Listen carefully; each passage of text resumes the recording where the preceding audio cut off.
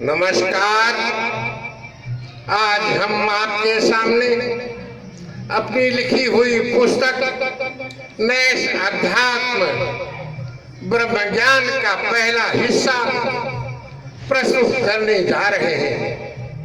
यदि आपको ये विचार पसंद आए तो आप कृपया YouTube पर हमारे चैनल गणेश तिवारी नैश, जिसकी स्पेलिंग पीछे फ्लैश पर अंकित है, सब्सक्राइब करें और बेल आइकन को अवश्य क्लिक करें।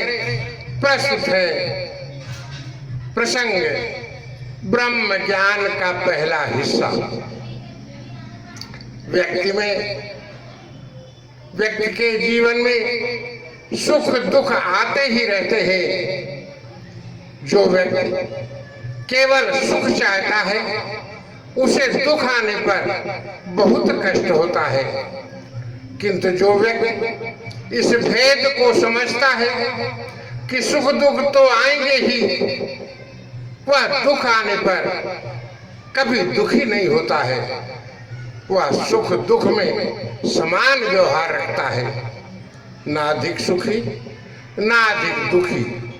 हर स्थिति में ईश्वरीय उपहार समझकर व्यक्ति प्रसन्न रहता है। जो व्यक्ति केवल भूतकाल में आए हुए कष्ट काल को याद करके रोता रहता है, वह अपने वर्तमान और भविष्य दोनों को खो देता है। आत्मा ईश्वर की शक्ति है। जब इस पर सांसारिक बंधनों का आवरण चढ़ जाता है तो यही जीव कहलाता है। जीव ईश्वर की शक्ति होने के कारण इसे ईश्वरीय अंश भी कहते हैं। अंश अपने अंशी को सदैव चाहता है। ईश्वर का एक नाम आनंद अथवा सुख भी है।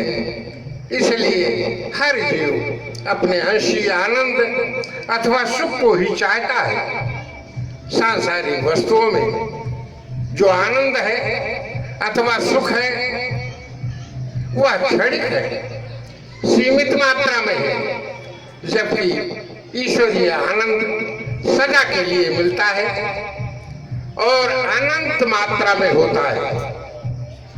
संसार में उपभोग की अनंत वस्तुएं हमारे लिए उपलब्ध हैं, जो हमें अर्थात जीव को आनंद प्रदान करते हैं। मन इस सुख को प्राप्त करने के लिए हर पल ज्ञान इंद्रियों को प्रेरित करता रहता है, परंतु यही सुख देने वाली वस्तुएं बाद में हमें दुख देने लगती हैं।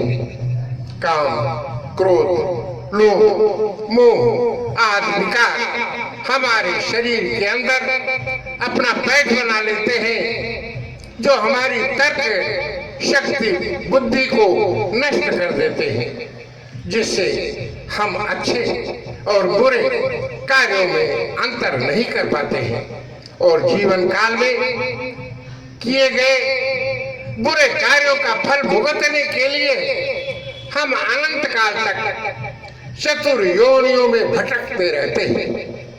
मानव जीवन मिलने पर जब सकारात्मक सोच से यह अनुभव होता है कि हम शरीर नहीं हैं, हम आत्मा अर्थात जीव हैं, हम ईश्वर के अंश हैं,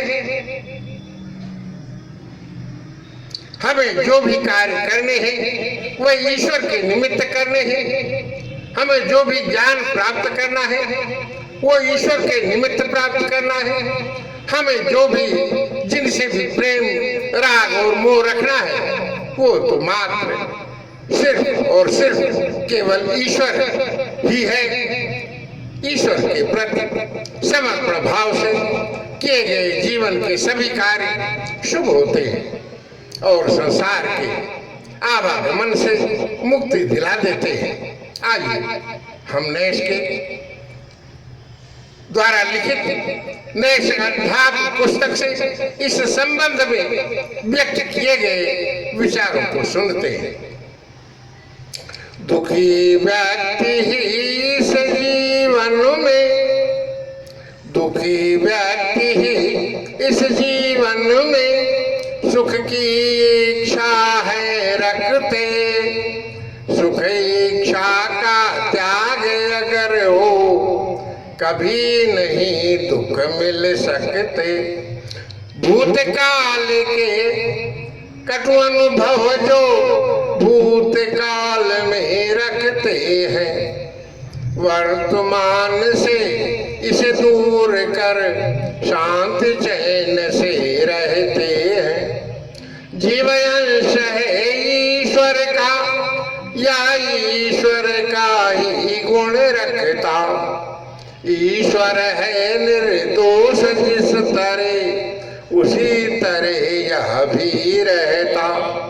सहज जीव तो दोष मुक्त है, दोष नहीं हुआ सकते। काम क्रोध मद आदि दोष सब आश्रय देने पर टिकते। दोष सुखों को लालच देकर जन को वश में कर लेते। अंदर अपनी पैठ जमा कर साज जीव को ढक देते। यही है माया मानव की जो बुद्धि हरण कर लेती है। अच्छा क्या है और बुरा क्या नहीं सोचने देती है। माया के आकर्षण में जन सदा भटकते रहते हैं। क्षणिक सुखों के बदले में ये बहुत अधिक दुख सहते हैं। राग मोह के कारण मानव बारंबार जन्मता है। आकर जग में बार बार यह शांति ढूंढता रहता है।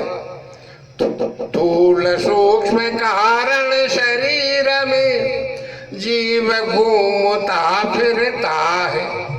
जागृत स्वप्न सुषुप्त दशा में नित्य भोग में रहता है।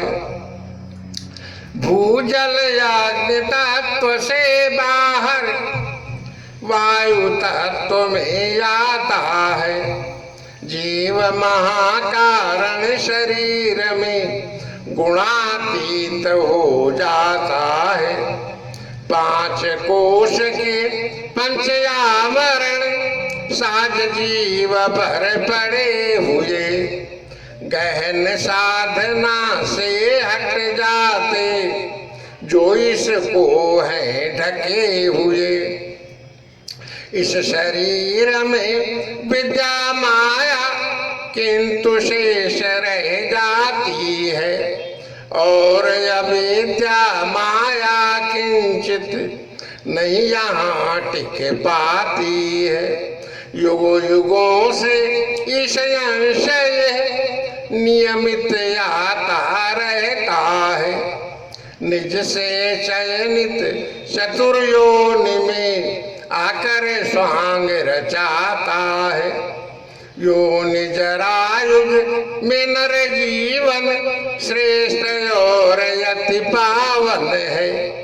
मानव की या कर्म भूमि है, मुक्ति मार्ग का साधन है। पुण्य पाप शुभ अशुभ शुभ कर्म से, पुण्य पाप शुभ अशुभ कर्म से जन को मिलता रहता है। पुण्य पाप की सूक्ष्म वृत्ति से ईश अंश को ढकता है। पाप पुण्य की सूक्ष्म भावना संस्कार बन छा जाते। यही आवरण लिए आत्मा प्राण जीव है कहलाते। काम क्रोध मद लोभ आदि सब अपनी जगह बना लेते।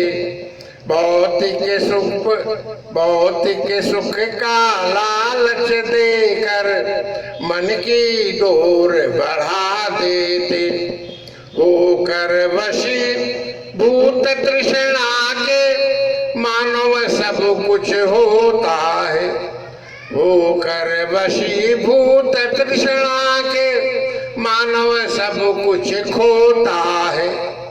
अंत समय आने पर जग में फूट फूट कर रोता है, अपना कुछ भी नहीं जगत में जब उसको आभास हुआ, तृष्णा पूरी नहीं हुई पर देख सत्यानाश हुआ।